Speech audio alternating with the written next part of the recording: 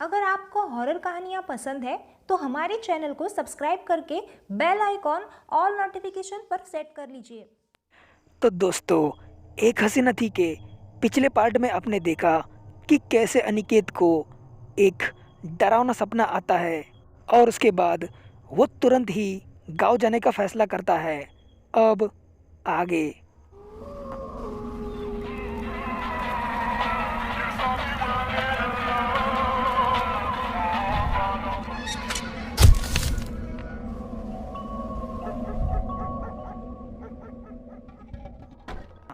लेकिन अनिकेत, मैं उस चुड़ैल का क्या करूं? कहीं वो चुड़ैल मुझे मार ना दे। अनिकेत बोला, हमारे शहर में एक तांत्रिक बाबा है और उनका नाम बाबा त्रिलोक है। इस शहर में तुम किसी भी बुजुर्ग आदमी को पूछो त्रिलोक बाबा कहाँ रहते हैं, तो तुम्हें उस तांत्रिक बाबा का पता मिल जाएगा और वो बाबा तुम्हें ज़रूर इस प्रॉब्लम से बाहर निकालेंगे 100%। क्योंकि यक्षिणी को मारने में उन बाबा ने ही मेरी हेल्प की थी। अनिकेत की इस बात पर अभिषेक ने कहा, ठीक है, शुक्रिया। मैं आज रात ही उस तांत्रिक बाबा से मिलूंगा और तुम फ्रेश हो जाओ, मैं किचन में जाके चाय बना लेता हूँ।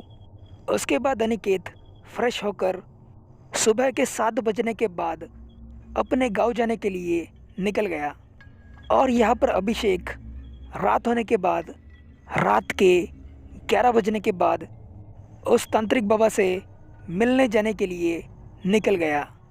और कुछ ही देर बाद अभिषेक उस तांत्रिक बाबा के पास पहुंच गया। अभिषेक को देखकर तांत्रिक बाबा ने कहा, बताओ बालक, तुम्हारा मेरे यहाँ पर कैसे आना हुआ? क्या समस्या है तुम्हें? इस पर अभिषेक ने कहा, बाबा, कुछ दिनों से मुझे एक डरावनी चुड़ैल दिखाई देती है और मुझे कुछ अलग नाम से पुकारती है। उसके साथ साथ वो चुड़ैल कौन से तो शराब की बात करती है और पता नहीं कैसी बहकी बहकी बातें करती है। और उसके साथ साथ मुझे उस चुड़ैल के रात में एकदम डरावने सपने आ जाते हैं। इस पर तांत्रिक बाबा ने कहा, तुम्हारी समस्या पूरी तरह से मैं समझ गया हूँ। अब तुम घर चले जाओ और कल तुम मुझे इसी समय पर यहाँ पर आकर मिलो। मैं तुम्हें तुम्हारी समस्या का समाधान ज़रूर बताऊंगा। अभिषेक बोला, ठीक है बाबा, धन्यवाद। अब मैं जा रहा हूँ यहाँ से। उसके बाद अभिषेक वहाँ से चला गया। तो दोस्तों, आखिर क्या तांत्रिक बाबा को समझ आया है?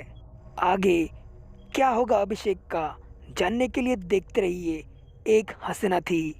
और गांव जाने के बाद अनिकेत के साथ आगे क्या होगा, ये जानने के लिए देखते रहिए यक्षिणी।